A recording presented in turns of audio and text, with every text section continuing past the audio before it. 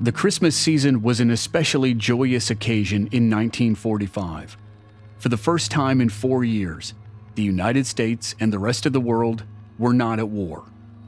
In May, Nazi Germany surrendered following the self-inflicted death of Adolf Hitler. 3 months later, Japan flew the white flag after the US dropped 2 nuclear bombs on Hiroshima and Nagasaki.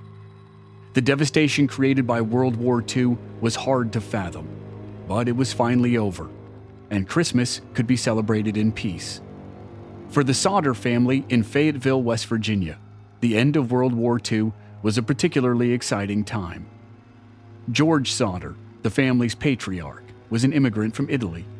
He was a devout anti-fascist, and he was thrilled to see the Axis powers defeated. And so, he and his wife Jenny made sure their family of 10 kids had a very merry Christmas. The only member of the family who wasn't there was 21-year-old Joe Sodder, who was still in Europe with the U.S. Army. Like many families, the Sodders began celebrations on Christmas Eve. In all the excitement, George and Jenny allowed the children to stay up a little later than usual. But by around midnight, everyone had gone to bed. At roughly 1 a.m., Jenny Sodder suddenly awoke to the sound of a loud crash on the roof. As she sat up in bed, she heard a rolling noise, as if something had hit the house and then rolled off the roof. George was still asleep next to her, and Jenny jumped out of bed to investigate. As Jenny crept through the 2-story house, she found nothing amiss and heard no more strange sounds. There was only silence and darkness. She went back to bed, but she didn't sleep for very long. 30 minutes later, at around 1:30 a.m., Jenny woke up again. This time, it wasn't a loud noise that made her sit up in bed. It was the smell of smoke. Jenny slid out of bed and stepped into the hallway. To her horror, she saw flames bursting from George's office. Jenny rushed back into the bedroom and shook George awake. They hurried through the house to collect their children, but the roaring fire stopped them from reaching certain places.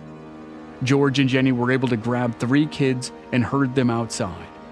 They found the 2 oldest boys, John and George Jr., and the youngest child, 3-year-old Sylvia. The oldest girl, Mary Ann, who was often called Marion, made it out on her own. As smoke billowed from the windows, George and Jenny took stock. 4 kids were outside, but that left 5 inside. George rushed back into the home and shouted to the missing children. He heard no response. By that time, the staircase was engulfed in flames, and it was impossible to search for the kids on the 2nd floor or in the attic. The flames and the smoke forced George to retreat outside. As the house burned and the Sodder family raced to find help and to find a way to put out the fire, they were living the first terrifying moments of one of America's most enduring and hotly debated mysteries.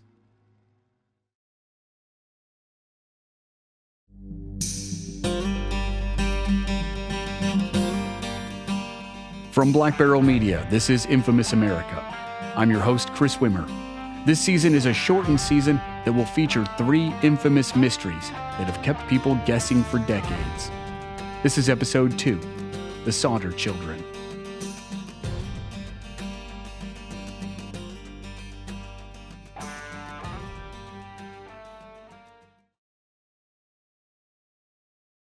George Sodder hailed from the Italian island of Sardinia. In 1908, when he was 13 years old, he and his older brother traveled to America and passed through the immigration process at Ellis Island. For some unknown reason, George's brother decided to return to Italy, leaving George in America to fend for himself. For a time, George worked in Pennsylvania for a railroad company. Then he moved down to West Virginia. He worked as a truck driver before he decided it was time to be his own boss. He started his own trucking company to transport dirt, coal, and other freight. And as George grew his business, he also grew his family. It isn't clear exactly when he met Jenny Cipriati, who was also from Italy, only that he met her while stopping by a music shop. They fell in love, got married, and moved to Fayetteville, West Virginia. Between the 1920s and early 1940s, George and Jenny Sodder became prominent members of Fayetteville, especially within the Italian community. They had a successful business and 10 children, and by the mid-1940s, they were one of the most respectable families in town. But the Sodders weren't without their problems. It appears that much of the growing tension stemmed from the fact that George was not afraid to share his political opinions. Despite being very secretive about his past in Italy, George freely expressed his opinions on events back home. He let everyone know that he hated Benito Mussolini. Mussolini was an Italian dictator and one of the principal founders of the political ideology known as fascism. He took power in 1922 and transformed Italy into a one-party dictatorship that ruled the country with an iron fist. He employed secret police to instill fear throughout the country. His brutal reign became so successful that it inspired Adolf Hitler to become more aggressive in Germany. Eventually, Hitler and Mussolini formed an alliance. Mussolini supported Hitler's expansionist dreams, which led to World War II. George Sodder hated everything Mussolini stood for, and he made sure everyone knew it.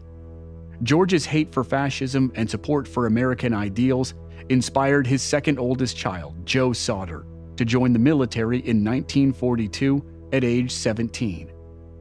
While Joe fought for the Allies, George religiously read about the war's developments, especially in Italy. By 1943, the King of Italy had grown tired of Mussolini and placed him under arrest. Although the Nazis broke Mussolini out and briefly reinstalled him in power, it didn't last long. In April 1945, Benito Mussolini was captured by Italian partisans and publicly executed. George Sodder couldn't be happier. But not everyone in Fayetteville shared his joy. Just as the King of Italy had finally grown tired of Mussolini, some people in the Italian community of Fayetteville had grown tired of George's comments. They expressed their displeasure in strange and threatening ways. In October 1945, a life insurance salesman knocked on the front door of the Sodder home. George knew the man and listened to his pitch, and then declined to buy a policy. Apparently, the salesman became enraged, and it doesn't sound like it was entirely about George's unwillingness to buy a policy. The salesman has been quoted as saying, "Your goddamn house is going to go up in smoke, and your children are going to be destroyed. You are going to be paid for the dirty remarks you have been making about Mussolini." George shrugged off the threat and chalked it up to a crazed fanatic who was probably annoyed that he didn't close a deal. By that time, Mussolini had been dead for 6 months, but the dictator was still a hot topic in the Italian community in Fayetteville. Then, not long after the incident with the insurance salesman, a stranger appeared at the Sodder home with an interesting observation. The unidentified stranger claimed that fuse boxes at the home were not properly wired, and they were likely to cause a fire. George thought the man's claims were absurd. By coincidence, the power company had recently inspected the boxes and said the wiring was fine. The two incidents were odd, but George and Jenny didn't give them much thought. And as 1945 moved toward Christmas, the incidents were likely forgotten in the rising excitement of the holiday season. But they would be relevant again immediately after the Christmas tragedy.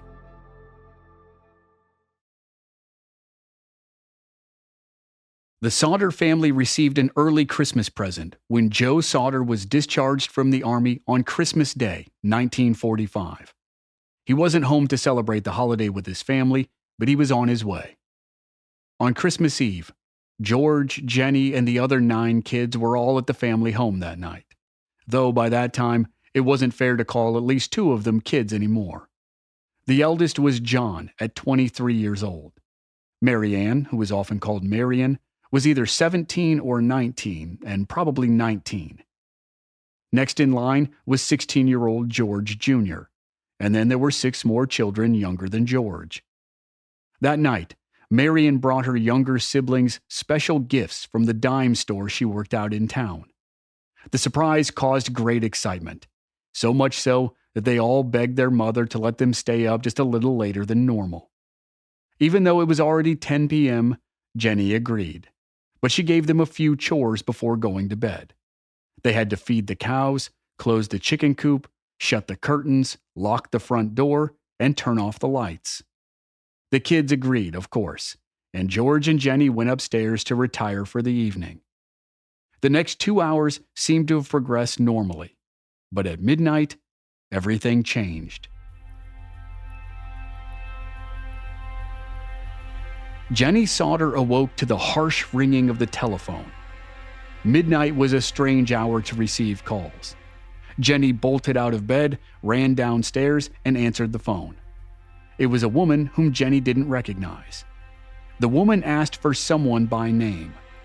There's no surviving record of the name, but Jenny didn't know the person and said as much. Suddenly, the woman emitted a weird burst of laughter. Then it sounded as if glass broke on the floor. Jenny was convinced she was the victim of a prank call. She told the woman she had the wrong number and hung up the phone. Before Jenny returned to bed, she noticed something that annoyed her. The lights were still on, the curtains were still open, and the front door was unlocked. 3 of the 5 chores she had given her children had been ignored. With a sigh, she went into the living room, spotting Marion asleep on the couch, and did what the kids had failed to do. Then she went back to her room and fell asleep. But she didn't sleep for long. 30 minutes later, Jenny awoke to the sound of a crash on the roof of the house. Then she heard the sound of something rolling down the roof. She sat up in bed and listened for a couple minutes to see if she could understand the noises. When she didn't hear anything else, she decided it must have been nothing, and she went back to sleep. Half an hour later, at about 1:30 a.m. on Christmas Day, she woke up again. This time, a noxious smell had pulled her out of sleep, and she realized it was smoke. She slid out of bed, stepped into the hallway, and saw flames tearing through George's office.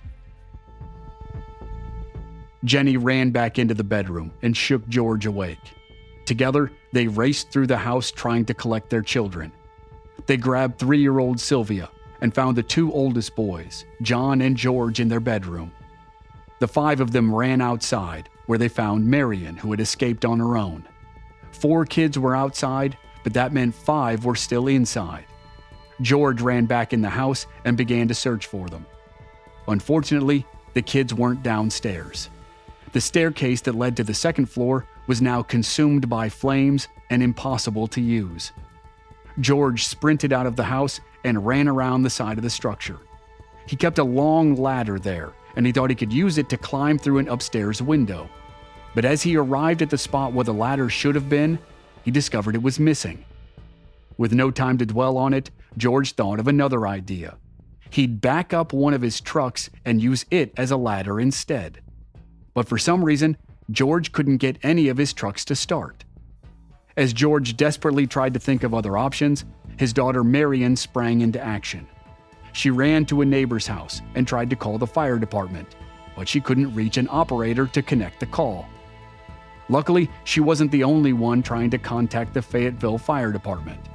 Another neighbor had seen the fire and driven to a nearby bar that had a phone.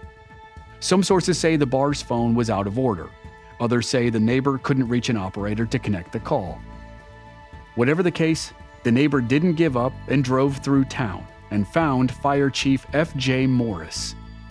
When Morris heard about the situation, he initiated what's known as a phone tree.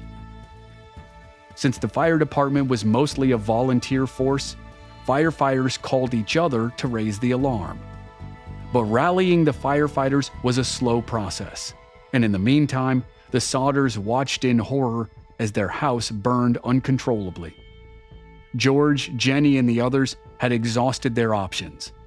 The flames and smoke were too much, and they couldn't get inside. All they could do was watch, wait, and hope help would arrive soon.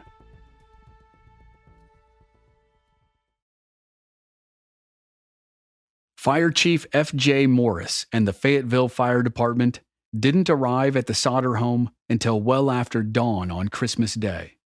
By that time, it was far too late. The house had completely burned to the ground. The fire station was only 2.5 miles from the Sodder house, but wrangling the firefighters had been a problem. And while George and Jenny Sodder had waited for help to arrive, they had become convinced that their 5 missing children were dead. As firefighters began picking through the debris, the feeling of dread intensified. There was no sign of Maurice, Martha, Louis, Jenny Irene, or Betty anywhere. They were declared dead, but firefighters never found their remains. George and Jenny were confused, and they pressed Chief Morris for answers. Chief Morris suggested that the intensity of the fire had cremated the bodies of the 5 kids. There was simply nothing left to find. George and Jenny were skeptical, and it was the first of many bewildering explanations they received from investigators. Over the next few days, investigators and firemen examined the ruins of the house. On December 30th, 5 days after the fire, a Fayetteville coroner's jury issued death certificates for the 5 children. The certificates declared the cause of death was fire or suffocation. Meanwhile, investigators announced that the fire started due to faulty wiring. Sometime during the 2 months before the fire, a stranger had appeared on the Sodders' doorstep and told them that their fuse boxes weren't wired properly and could cause a fire. George hadn't believed the stranger because the power company had recently inspected the fuse boxes and said the wiring was fine. In their grief and confusion, George and Jenny made an interesting decision. George had access to a bulldozer, and he buried most of the house with dirt. He and Jenny intended to turn their old home into a memorial for their departed children. But as the grieving process continued, and the weeks ticked by from 1945 to 1946, George and Jenny's grief transformed into suspicion. They couldn't shake the so-called official report. The faulty wiring, the lack of remains, it didn't add up. With each passing day, the Sodders found more strange details that made them question everything. They started with the faulty wiring. George knew his house was up to code, and the more he thought about it, the more he remembered a detail from that night. During the fire, the indoor Christmas lights were still on. If the wiring had malfunctioned and sparked the fire, wouldn't it have caused all the power to go out? Then there was the issue of the dead telephone. During the fire, Marion had tried to use the phone to call for help, but it wasn't working. Initially, it was believed the fire had burned through the cord. But a phone repairman inspected the scene and discovered the phone line looked like it had been deliberately cut. A witness eventually came forward and claimed to have seen a man near the Sodder house stealing a block and tackle, a device used for car engine repair. Investigators were able to identify the thief as a local man named Lonnie James. Lonnie confessed to taking the block and tackle and cutting the phone line, but he added a twist. He said he thought he was cutting the power line. But if he explained why he was trying to cut the power line, the reason has been lost to history. In terms of the fire, Lonnie James firmly professed his innocence, and the authorities cleared him of all responsibility. But for George Sodder, the new revelations made him wonder about another strange detail. During the fire, all of his trucks had failed to start. There don't seem to be any surviving records that point to sabotage, but it seemed too coincidental. For authorities, the explanation was simple. In George's panic to start the trucks, he flooded the engines. Next, there were the crashing and rolling sounds that Jenny Sodder heard at 1 a.m., 30 minutes before she smelled smoke. A bus driver claimed to have driven by the Sodder home after midnight and saw, quote, balls of fire flying onto the roof. Not long after the fire, the youngest child, Sylvia, discovered an object in the ruins of the house. George inspected it and thought it was an explosive device that was sometimes called a pineapple bomb during the war. Today, it would be more commonly referred to as a hand grenade. If his suspicion was right, and if the bus driver's statement was accurate, It sounded like someone threw a grenade onto the roof of the house. That theory opened the door to a host of questions that were never answered. But none of the previous confusing elements were as bad as the last one. Witnesses started to come forward to say they had seen the missing Sodder children outside the house. One woman claimed to have seen the children in a car while the fire was blazing. Another woman said she served the children breakfast at a tourist stop outside Fayetteville. She also said they weren't alone. They were with 2 Italian men and 2 Italian women. In Charleston, West Virginia, roughly 50 miles from Fayetteville, a motel clerk claimed to see 4 of the 5 kids with Italian adults about a week after the fire. Between the sightings and the lack of human remains, George and Jenny became convinced the kids were not dead. The parents started to believe their kids had been kidnapped, and the fire was a distraction. But for the authorities, the case was closed. It was an accidental fire that resulted in a tragic loss of life.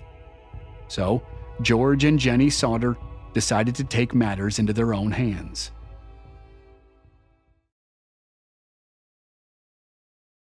Kidnapping became a federal crime in 1932 with the infamous abduction and murder of the Lindbergh baby. As such, the FBI investigated kidnapping cases. In 1946, George Sodder went straight to the top. He wrote a letter to Director J. Edgar Hoover and pleaded with Hoover to send federal agents. Hoover actually responded, and while he sympathized with the Sodders, he said the situation wasn't in his jurisdiction. If local authorities requested the FBI's help, he would send agents right away. But local authorities considered the case closed, and they were not about to ask the FBI to come to town. George refused to take no for an answer. Sometime in 1947, more than a year after the fire, he hired a private investigator named C.C. Tinsley. Tinsley quickly made some startling discoveries. The life insurance salesman who had berated George about George's anti-Mussolini beliefs 3 months before the fire may have been trying to operate a scam that went horribly wrong. The whole thing is complicated, and the circumstantial evidence for the theory is thin. But it was yet another small piece of the puzzle that felt suspicious to the Sodder family. Tinsley's next discovery was the strangest by far. At one point, he heard a rumor about Fire Chief F.J. Morris. The source of the rumor is still up for debate, but the rumor centered on Morris's claim that there were no human remains in the house. Tinsley learned that Morris may have been lying. Allegedly, Morris told someone that he did find something human, a heart. He supposedly placed the heart in a box and buried it on the Sodders' property. After hearing the story, George, Jenny, and Tinsley confronted Morris. Morris didn't deny it and agreed to show him where it was. They dug into a patch of dirt, and sure enough, they found a box. Inside was some kind of organ. The Sodders immediately rushed to the funeral director to confirm if it was a human heart. Unfortunately, the director told them it wasn't human and it wasn't a heart. It was beef liver, and there were no signs that it had been affected by fire. It's unclear if Chief Morris explained his bizarre deception to the Sodders, but he supposedly told someone from town that he had hoped it would be enough to convince the Sodders that the children were dead. It still doesn't explain why he put the liver in a box, buried it, and then didn't tell the Sodder family. In the end, it was just another strange incident in the strange case of the missing Sodder children. After the discovery of Chief Morris's weird actions, Tinsley's investigation cooled. But George Sodder kept going. Over the next year or so, George followed up on every tip, no matter how random it appeared. George swore he saw the image of one of his daughters in a newspaper article about school children in New York City. He hopped in his truck and drove more than 500 miles to New York, and it proved to be a dead end. In late summer 1949, George convinced a pathologist from Washington, D.C. to do an independent excavation of his old home. After thoroughly surveying the land, the pathologist made a surprising discovery. He found bone fragments that looked like parts of a human vertebrae. The pathologist sent the fragments to the Smithsonian Institute for further examination. After carefully inspecting the pieces, the institute confirmed that they were, in fact, fragments of vertebrae. Unfortunately, the rest of the report raised more questions than it answered. According to the examiners, the bones were from a person who would have been somewhere between 16 and 22 years old. The oldest missing child, Maurice, was 14 at the time of the fire. And even if the age range could be excused, the bones, similar to the beef liver, showed no signs of being touched by fire. Again, there were theories as to how random bone fragments ended up in the dirt that now covered the Sodder home, but there were no good explanations. If there was one positive outcome of the 1949 excavation, it was that the FBI finally decided to investigate the case as a kidnapping, or at the very least, find genuine proof of the deaths of the children. The subsequent investigation turned out to be 2 years of dead ends and pointless leads. In 1952, the FBI, as well as the state of West Virginia, officially closed the case. In their collective minds, the Sodder children perished in the fire. But for George and Jenny Sodder, the case still wasn't closed. They still believed their children were alive and out there somewhere. They just needed to keep spreading the word.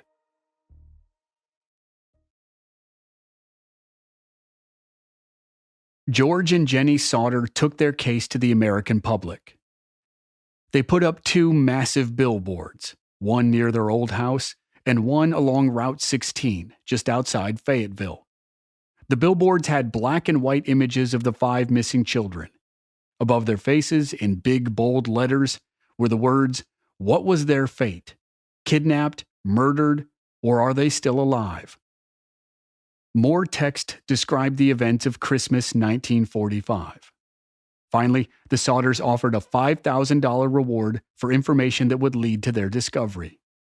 In addition, George and Jenny walked around town passing out flyers, hoping someone knew something.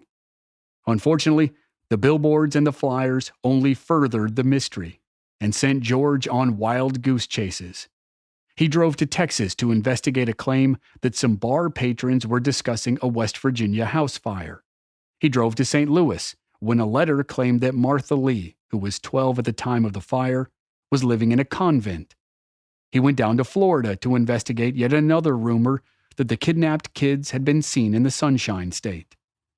Who knows how many miles George Sodder traveled in the 1950s and 1960s in his pursuit of what he believed was the truth. But in all those trips, there was only one that seemed to have a little credibility. In 1967, 22 years after the fire, George and Jenny received a photograph in the mail of a handsome man who looked to be in his 30s. He had curly black hair and dark eyes. On the back of the photograph was a cryptic message that started with these words: "Louis Sodder, I love brother Frankie." There were more letters and numbers that were presumably an attempt to convey some sort of information, but the intent was impossible to understand. The envelope that contained the photo was postmarked Central City, Kentucky, but the envelope had no return address. It seemed clear that someone wanted the Sodders to believe Louis was still alive. Louis was 10 years old at the time of the fire, and if he were the man in the photo, he would have been 32 years old in 1967. But if the photo was an attempt to help the Sodders find Louis, it was maddeningly unhelpful. The only lead was the postmark in Kentucky. George and Jenny hired a private investigator to find the man in the picture. The unnamed PI took their money, told them he was on the way to Kentucky, and then disappeared. It was yet another heartbreaking disappointment, on top of the fact that the parents didn't know if the photo was real or just a cruel practical joke. George told a reporter, "It's hard sometimes to get to sleep at night, just wondering about them. It's like hitting a rock wall. We can't go any further. We just don't know what to do now." For 24 years, George Sodder chased the mystery of his 5 children. He passed away in 1969 at the age of 74, without receiving clarity about the mystery of the photograph or who sent it. But the rest of the family, including grandchildren, refused to stop the investigation. They continued to pursue the kidnapping theory and honed in on the string of letters and numbers on the back of the photo that showed up in 1967. The complete number was A90132. Modern searches reveal that the number could have corresponded to the postal code for a community in the city of Palermo, Sicily. Italy introduced postal codes in 1967, and 90132 could have been active for a neighborhood in Palermo, but it was discontinued in 2006. Regardless of the situation today, a theory developed that the mafia tried to shake down George Sodder, but George resisted. As revenge, the mafia burned down his house, kidnapped his kids, and took at least one of them to the island of Sicily, the birthplace of the Italian mafia. But as with all the other theories, it remains just a theory. The truth likely falls back on the Occam's razor principle. The simplest explanation is usually the right one. George Sodder ran a small trucking company. Apparently, George kept containers of gasoline in the basement of his house. In 2016, a Fayetteville firefighter named Steve Cruikshank said the gasoline and possibly other flammable items likely caused the fire to intensify. The intense heat in a confined space could have been enough to cremate the bodies of the kids. Despite all the other strange elements in the case of the Sodder children, the simplest explanation remains that they died in the fire.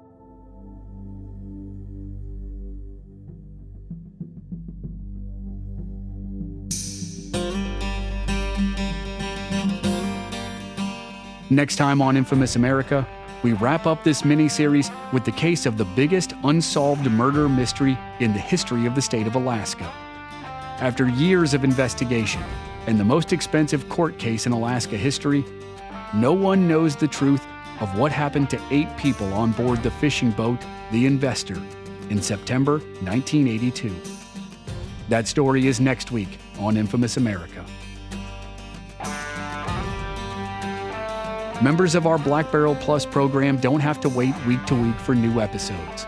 They receive the entire season to binge all at once with no commercials, and they also receive exclusive bonus episodes.